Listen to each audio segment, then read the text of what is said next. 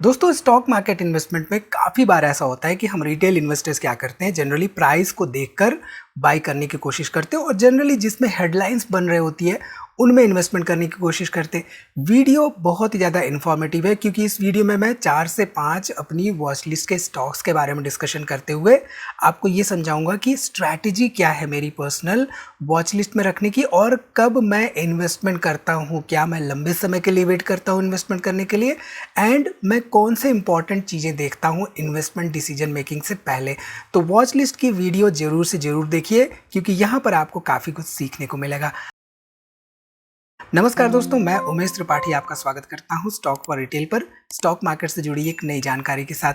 तो यहाँ पर जो भी हम स्टॉक्स डिस्कस कर रहे हैं, वॉच लिस्ट का मतलब किसी भी तरह का बाई या सेल कॉल नहीं होता है, ठीक है। तो यहाँ पे जो पहली कंपनी है जिसके बारे में हम डिस्कस करेंगे जो कि मेरी वॉच लिस्ट में है वो है एस्ट्रल लिमिटेड। अब एस्ट्रल लिमिटेड आप देखिए 2020 से इसको मैंने देखना शुरू किया था। 687 रुपये के प्राइस से ये आ चुका था करीब करीब 473 रुपये तक। अब उसके बाद इसमें रिवर्जेंस होने शुरू हुए। अब यहाँ पे आप ध्यान दीजिए तो ये पहली बात तो कंसिस्टेंटली डिविडेंड पे आउट कर रही थी, उसके साथ ही साथ इसमें हायर हाइज हायर लोज वाले पैटर्न बनते हुए दिखाई दे रहे थे जो कि यहाँ पे सेटिस्फाई कर रहा था मेरे इन्वेस्टमेंट डिसीजन मेकिंग के लिए। तो जनरली मैं देखता हूँ हायर हाइज हायर लोज वाले पैटर्न टेक्निकल चार्ट्स पर। तो टेक्निकल चार्ट्स भी हमारे लिए बहुत इंपॉर्टेंट होते हैं लॉन्ग टर्म इन्वेस्टर के लिए। हम क्या सोचते हैं कि फंडामेंटल्स देख लो, वैल्यूएशंस देख लो और इन्वेस्टमेंट कर दो। कभी कभी क्या होता है कि कोई स्टॉक यहाँ पे प्राइस तो ऊपर चला जाता है, प्राइस मान लीजिए 10 से 1000 रुपये चला गया, लेकिन फिर वहाँ से डंप होके सीधे 10 रुपये 15 रुपये पे फिर आ जाता है। तो इनमें हमें वो सेल्स एंड प्रॉफिटेबिलिटी के ट्रैक रिकॉर्ड नहीं देखने को मिलते क्योंकि ये जनरली फुलाना जैसे होता है, गुब्बारे को फुलाना और गुब्बारे से हवा निकाल देने वाला स्थिति होती है। तो ये बात भी हमें एज ए रिटेल इन्वेस्टर समझ के चलना चाहिए। अब यहाँ पे आप देखिए तो इसके बाद से प्राइसेस जब ऊपर जाने लगे तो मैं इंतजार करने लगा 40, 50, 60% की गिरावट। अब होता क्या है कि मोस्टली फंडामेंटली स्ट्रॉन्ग स्टॉक्स में भी कहीं ना कहीं हमें जाकर 40-50% की गिरावट देखने को मिलती है। अब रीसेंट मार्केट सिचुएशन में ही देख लीजिए, चाहे वो TCS हो चाहे इन्फोसिस हो, कहीं ना कहीं से उनमें हमें गिरावट देखने को मिल रही है, ठीक है। तो यहाँ पे जैसे कि मैंने बताया टेक्निकल एंड फंडामेंटल दोनों इंपॉर्टेंट होता है हमारे लिए। तो जो टेक्निकल वाली, चाहे वो कैंडल स्टिक की स्टोरीज हो, चाहे ट्रैप ट्रेडिंग हो या ट्रेंड लाइन की बातें हो, कैसे मैग्नेटिक प्रॉपर्टी होती है ट्रेंड लाइन की, यानी कि मैंने इसको ड्रॉ कर दिया और प्राइसेस कहीं यहीं पे चल रहे हैं, दूसरी ट्रेंड लाइन यहाँ पे है जो कि इसके लिए सपोर्ट का काम कर रही है, तो ये ज़्यादा नज़दीक है तो यहाँ पे आने के चांसेस ज़्यादा होंगे बजाय इसके।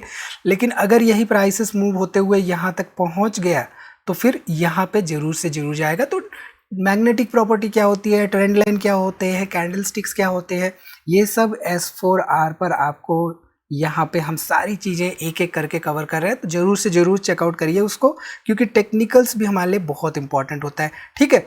अब यहाँ पे एस्ट्रल का देखिए प्रोडक्ट सेगमेंट, बिजनेस देखना हमारे लिए इंपॉर्टेंट होता है कि क्या क्या वो कर रहे हैं, क्या क्या वो चीज़ें मैन्युफैक्चर कर रहे हैं, आज जो कर रहे हैं क्या वो 10, 15, 20 साल बाद कर रहे होंगे।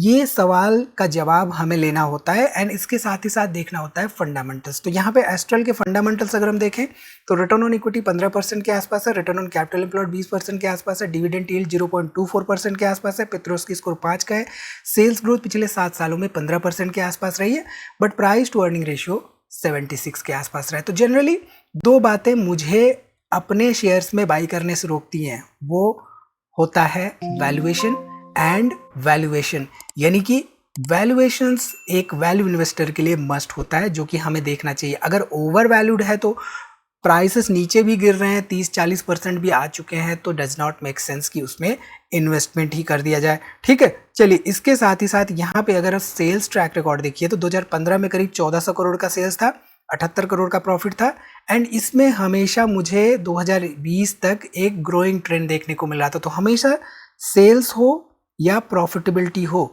ये मैं पर्सनली देखता हूँ, मॉनिटर करता हूँ कि मैं जो मेरे वॉच लिस्ट पे है उसमें कंसिस्टेंटली सेल्स में ग्रोथ हो रही है या प्रॉफिटेबिलिटी में ग्रोथ हो रही है या नहीं। इसके साथ ही साथ शेयर होल्डिंग पैटर्न मेरे लिए बहुत इंपॉर्टेंट होता है। शेयर होल्डिंग पैटर्न में प्रमोटर्स शेयर अपने नहीं बेच रहे होते हैं एंड साथ ही साथ वहाँ पे इंस्टीट्यूशंस होते हैं, यानी कि FIIs एंड DIIs बने होते हैं। तो FIIs एंड DIIs आते हैं जाते रहते हैं, बट ऑन एन एवरेज वो जो एवरेज बना के रखते हैं होल्डिंग वो एवरेज होल्डिंग दिखती रहनी चाहिए over a long period of time. ठीक है, इसके साथ ही साथ यहाँ पे जो दूसरी कंपनी है जिसमें कि मैं इन्वेस्टमेंट नहीं कर पाया हूँ, अब देखिए होता क्या है कि जब आप अपने वॉच लिस्ट में रखते हैं स्टॉक्स को, तो आप उसमें इन्वेस्टमेंट तो करना चाहते हैं लेकिन कुछ चीज़ें सेटिस्फाई नहीं कर रही होती हैं, तो जिसकी वजह से आप इन्वेस्टमेंट नहीं कर पाते।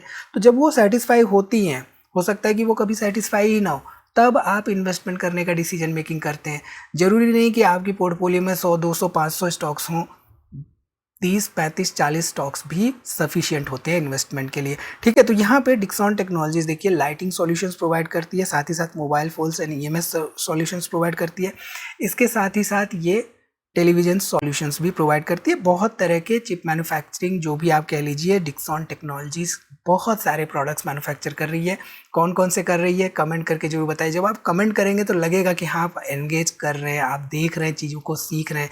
ये नहीं कि कुछ लोग आते हैं कमेंट करके चले जाते हैं कि भाई बोनस शेयर वाली जो आपने लिस्ट थी वो लिख देते कमेंट सेक्शन में, इतनी बड़ी वीडियो 5-10 मिनट की वीडियो बनाने की क्या जरूरत है। तो भाई देखेंगे आप, सीखेंगे, तभी तो आपको समझ में आएगा कि मार्केट में चलता क्या है और इन्वेस्टमेंट कैसे किया जाता है। ठीक है, यहाँ पर डिक्सन देखिए तो 37% के आसपास आरओई है, 42% के आसपास आरओसी है। डिविडेंड यील्ड बहुत ही कम है इनका, डेट टू इक्विटी 0.21 है, पेट्रोस की स्कोर यहाँ पे 5 का। और सेल्स ग्रोथ देखिए, ये मैटर करता है कि नहीं, 7 सालों में 49% का sales growth. Price to earning ratio यहाँ पे 51 के आसपास हमें देखने को मिल रहा है। इसके साथ ही साथ अगर sales and profitability track record देखें तो ऑब्वियसली यहाँ पे सेल्स में ग्रोथ दिख रही थी मुझे एंड प्रॉफिटेबिलिटी में भी ग्रोथ दिख रही थी। हालांकि प्राइसेस वाला जो पैटर्न है और साथ ही साथ जो वैल्यूएशन वाला पैटर्न है वो कहीं ना कहीं से मेरे एक्सपेक्टेशंस पे नहीं उतर पा रहा था, जिसकी वजह से मैं इन्वेस्टमेंट नहीं कर पा रहा हूँ। ये मेरी वॉच लिस्ट में है। ठीक है, डिक्सॉन में यहाँ पे देखें तो आप देख सकते हैं करीब 34% के आसपास 2023 में प्रमोटर्स थे, 26% पब्लिक थी, और यहाँ पे करीब 40% के आसपास हमें एफआईज एंड डीआईएस देखने को मिल रहे थे। वहीं पे अगर हम लेटेस्ट डाटा पर ध्यान दें तो यहाँ पर आप देख सकते हैं कि मार्च 2026 में करीब 29% के आसपास प्रमोटर्स हैं, 24% के आसपास यहाँ पे पब्लिक, और यहाँ पे आप देख सकते हैं करीब 46-47% के आसपास हमें एफआईज एंड डीआईएस देखने को मिल रहा है। तो यहाँ पे एफआईआईज भी बढ़ा रहे हैं अपनी होल्डिंग, डीआईएस भी बढ़ा रहे हैं, पब्लिक होल्डिंग थोड़ी सी बड़ी है, बट यहाँ पे देखें तो थोड़ा सा आपको प्रमोटर्स शेयर होल्डिंग कम होते हुए दिखाई दे रहे हैं। तो हमें ये देखना होगा ऐसी कंपनियों में कि प्रमोटर्स अपनी शेयर होल्डिंग क्यों कम कर रहे हैं। ठीक है, चलिए इसके साथ ही साथ फोर्स मोटर्स बहुत ही इंटरेस्टिंग कहानी है इसके पीछे। फोर्स मोटर्स 2017-18 से मैंने मॉनिटर करना शुरू किया था, क्योंकि 17-18 से जो ऑटो कंपनियां हैं वो मेरी वॉच लिस्ट में आनी शुरू हो गई थी, क्योंकि वही एक टाइम था जहाँ पे पीक बना था। अब पीक हमारे लिए बहुत इंपॉर्टेंट होता है। देखिए ये बात आपको बहुत सही लगेगी, मान लीजिए कोई स्टॉक 100 रुपये पे है, तो ये पीक बना दिया इसने, 100 रुपये से आ गया 50 रुपये पर। अब जो इन्वेस्टर ने 100 रुपये पे बाई किया उसको लॉस कितने का हो रहा है, 50% का, राइट। लेकिन अगर मैंने यहाँ पे 50 पे बाई कर लिया और फिर से 100 पे ही चला गया, अब मैं 100 पे बेच देता हूँ, तो यहाँ पे मेरा प्रॉफिट सीधा 100% का हो जाएगा। तो इसलिए बार्गेन मेरे लिए इंपॉर्टेंट होता है, एंड बार्गेन के साथ ही साथ वैल्यूएशंस मेरे लिए बहुत इंपॉर्टेंट होती है। तो यहाँ पे 2017-18 से मॉनिटर करना शुरू किया, उसके बाद अप्रैल मई 2020 आते आते यहाँ पर एक तरह से वॉच लिस्ट में इन्वेस्टमेंट के लायक हो गया था। लेकिन उसके बाद आप देखिए तो 2023 तक ना के बराबर मूवमेंट थी। तो कहीं ना कहीं से ये काफ़ी लंबे समय तक स्टैग्नेट हो गया था, जिसकी वजह से इन्वेस्टमेंट नहीं कर पाया। लेकिन उसके बाद प्राइसेस एकदम से इन्फ्लेट हो गए। तो जब प्राइसेस एकदम से बढ़ते हैं, सडन बढ़ते हैं, तब तो इन्वेस्टमेंट करने का सवाल नहीं होता है मेरे लिए पर्सनली। मैं फिर उसको वॉच लिस्ट में छोड़ देता हूँ तब के लिए, जबकि उसमें कहीं फर्दर जाके मान लीजिए 100 रुपये पे यहाँ था, 50 रुपये पे आया, फिर मैं थोड़े दिन के लिए कहीं गया या मैंने वॉच लिस्ट में देखना भूल गया, तो हुआ क्या कि 50 से सीधे 100 पे आ गया, 100 से 200 पे आ गया। तो अब 200 से 300 भी पहुंच जाए, 400 भी पहुंच जाए, जब तक 400 से आके 200 पे नहीं पहुंचता है, फिर वहाँ पे मेरे इन्वेस्टमेंट बास्केट में नहीं आता है। तो मैं जनरली वॉच लिस्ट में रखता तो हूँ, बट ये ज़रूरी नहीं होता है कि मैं उसमें इन्वेस्टमेंट ही करूँ। तो हमेशा ये बात ध्यान रखिए कि हर एक स्टॉक जो कि वॉच लिस्ट में होता है does not mean it has to go to the investment basket. ठीक है, चलिए यहाँ पे फोर्स मोटर्स आप देखिए तो रिटर्न ऑन इक्विटी 30% के आसपास है, return on capital employed 36%, dividend yield 0.22% के आसपास है, डेट बिल्कुल है ही नहीं कंपनी के पास, पेट्रोस की स्कोर 8 का है, सेल्स ग्रोथ पिछले 7 सालों का 14% के आसपास रहा, and price to earning ratio 23, PG ratio 0.1। Price to earning ratio 23, PG ratio 0.1, किसी को आप ये बोलेंगे तो उसके मुंह में लार निकलेगी कि नहीं, कमेंट करके जरूर बताइए। लेकिन प्राइस गिरे हैं या नहीं ये देखना ज़्यादा इंपॉर्टेंट होता है मेरे लिए पर्सनली। ठीक है, चलिए इसके साथ ही साथ यहाँ पे 2015 में आप देखिए फोर्स मोटर में 2300 करोड़ का सेल्स था, 102 करोड़ का नेट प्रॉफिट था। इसमें मुझे ग्रोथ दिखी 2020 तक, यहाँ पे भी ग्रोथ दिखी। हालांकि यहाँ पे देखिए तो सिंस ऑटो सेक्टर, देखिए अब ये बहुत इंपॉर्टेंट पॉइंट है, auto sector as a whole उसमें क्या चल रहा है ये इंपॉर्टेंट होता है। ये नहीं कि फोर्स मोटर्स में आपको लॉस देखने को मिल गया ओवरऑल नेट प्रॉफिट में, तो ऐसे में उसमें वॉच लिस्ट से हटा दें। ओवरऑल ऑटो कंपनीज में क्या हुआ था 2020 के कोविड क्रैश में, उसके बाद अगले 1-2 साल तक क्या हुआ था ये देखना भी हमारे लिए इंपॉर्टेंट होता है। ठीक है, इसके साथ ही साथ फोर्स मोटर्स में अगर हम देखें तो यहाँ पे जून 2023 में करीब 61% के आसपास प्रोमोटर्स थे, 32% पब्लिक थे और मात्र 5% के आसपास एफआईज एंड डीआईज देखने को मिला था। अब देखिए कितनी इंपॉर्टेंट बात यहाँ पे आपको सीखने को मिलेगी। एफआईज एंड डीआईज यहाँ पे कितने हो चुके हैं, 12-13% के आसपास। तो अब यहाँ पे मेरी वॉच लिस्ट में जो मैंने रखा था ये जस्टिफाइबल है या नहीं, कमेंट करके आप लोग बताइए। पब्लिक इन्वेस्टमेंट कम होती हुई दिखाई दे रही है एंड प्रमोटर्स नहीं बेच रहे हैं अपने शेयर्स। Important points. ठीक है, सो मेरी स्ट्रैटेजी सिंपल सी है। बिरला सॉफ्ट जो कि मेरी पोर्टफोलियो में मैंने आप लोगों से डिस्कस भी किया है, यहाँ पे आप देखिए तो बिरला सॉफ्ट 175 से सीधे सीधे आ चुका था करीब करीब 50-60 रुपए के आसपास एंड इसमें इन्वेस्टमेंट करने की शुरुआत हुई। एक पॉइंट तक इन्वेस्टमेंट किया फिर जाके छोड़ दिया। तो वॉच लिस्ट में आया, वॉच लिस्ट में आने के बाद दो ऑप्शंस होते हैं हमारे पास, या तो हम बाई करें या तो वॉच लिस्ट में रहने दें, फर्दर वेट करें। क्यों? क्योंकि उसमें कुछ पैरामीटर्स हो सकता है कि ना मीट हो रहे हैं, एक्सपेक्टेशंस ना आ रही हो। उसका मतलब ये नहीं कि प्राइसेस नहीं बढ़ेंगे। हमने पिछले 1-2 एग्जांपल में देखा राइट, प्राइसेस बढ़ गए लेकिन एक्सपेक्टेशंस कहीं ना कहीं से मीट नहीं हो रही थी। कुछ जैसे कि प्राइस टू अर्निंग रेशियो 60, 70, 80, 100 का है, does not make sense right कि उसमें इन्वेस्टमेंट किया जाए 30, 40, 50% की गिरावट के बाद भी। हैप्पीएस्ट माइंड्स वगैरह आप देख सकते हैं कि हैप्पीएस्ट माइंड्स में 1400-1500 जाने के बाद फिर से 200-300 प्राइसेस अगर आ जाते हैं तो does not make sense right. तो यहाँ पर सिंपल सी बात, 50% का गिरावट का ट्रैक रिकॉर्ड होना चाहिए, उसके बाद नया हाई बनाने का ट्रैक रिकॉर्ड होना चाहिए। तो ये मेरी वॉच लिस्ट में जो स्टॉक्स रहते हैं उनमें मैं ऐसे इन्वेस्टमेंट करना प्रेफर करता हूँ। ठीक है, इसके साथ ही साथ यहाँ पे अगर हम बात करें आईटीसी की, आईटीसी मेरी वॉच लिस्ट में तो है बट आईटीसी मेरी ओवरऑल इन्वेस्टमेंट थ्योरी में फिट नहीं बैठता। क्यों नहीं बैठता आगे आपको बताऊंगा। अगर आप पुराने व्यूअर हैं तो आपको मालूम होगा कि आईटीसी जैसे स्टॉक्स में क्यों नहीं इन्वेस्टमेंट करता हूँ। और साथ ही साथ जो 2023-24 में हम डिस्कस किया करते थे पिकार्डिली एग्रो जैसे स्टॉक्स में क्यों नहीं इन्वेस्टमेंट करता हूँ। हालांकि मुझे पता था कि वो 100-150 गुना जाएगा बट फिर भी अपनी एक इन्वेस्टिंग थ्योरी होती है, अपना एक एथिकल इन्वेस्टमेंट मॉडल होता है जिसको कि हम फॉलो करते हैं इन्वेस्टर्स, और बेस्ड ऑन दैट हम इन्वेस्टमेंट डिसीजन मेकिंग करते हैं। अब इंद्री आने के बाद पिकार्डिली एग्रो को तो सबको मालूम पड़ गया, लेकिन उस समय इंद्री आ सकती है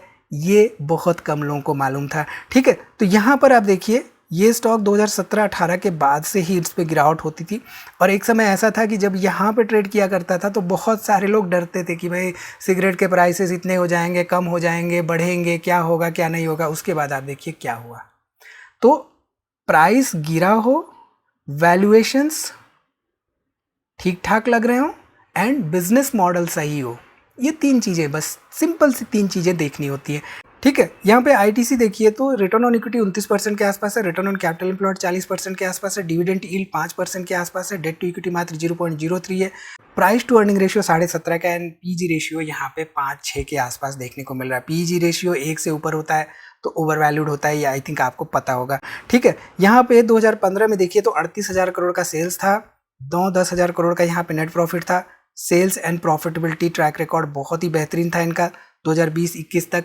उसके बाद यहाँ पे वॉच लिस्ट में ही है एंड जनरली मैं जो भी सिगरेट्स या इस तरह के सेन वाले बिजनेसेस होते हैं उनमें पर्सनली इन्वेस्टमेंट करना नहीं पसंद करता हूँ, तो ये आपको मैं बता रहा हूँ। ठीक है, इसके साथ ही साथ यहाँ पे जून 2023 में एफआईएच करीब 44% के आसपास थे, पब्लिक 14% थी और डीआईएच यहाँ पे 42% के आसपास थे। तो यहाँ पे शुरुआत से ही प्रमोटर्स नहीं थे। तो कुछ कंपनियां होती हैं जिनमें कि प्रमोटर्स 0 होते हैं, कुछ बैंकिंग स्टॉक्स अगर आपको मालूम है तो कमेंट करके जरूर बताइए।